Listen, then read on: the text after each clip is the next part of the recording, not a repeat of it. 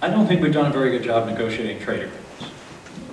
I don't think we've been very effective advocates on behalf of our companies. And I had an experience as governor. I used to go to ribbon cuttings and opening of factories and all the good stuff.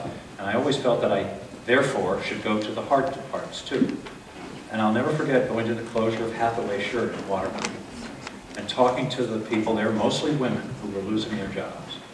And talking about how we were going to do retraining and we were going to help them find new jobs and counseling and all of that. And then I went down the road to shake hands with everybody.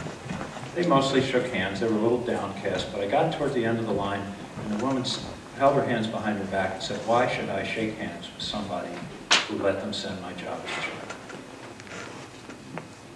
That was a very real moment for me, and I didn't have a good answer for it.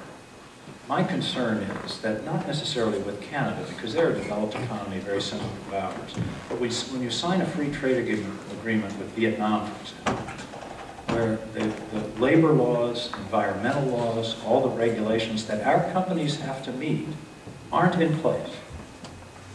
And yet our companies are supposed to compete with them, in addition, of course, much lower wages.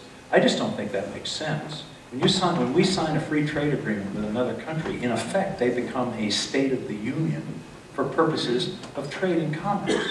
We would never let Texas say, we want to get rid of all of our labor and OSHA and Fair Labor Standards Act and the EPA because that would make us create more jobs for our people.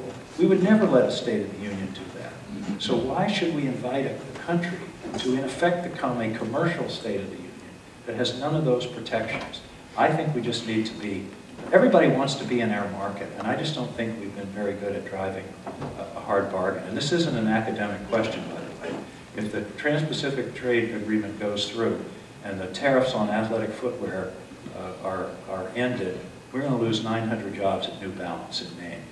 And I've been through that factory in Skowhegan, and I don't want to go there again and tell those people their jobs have gone to Vietnam.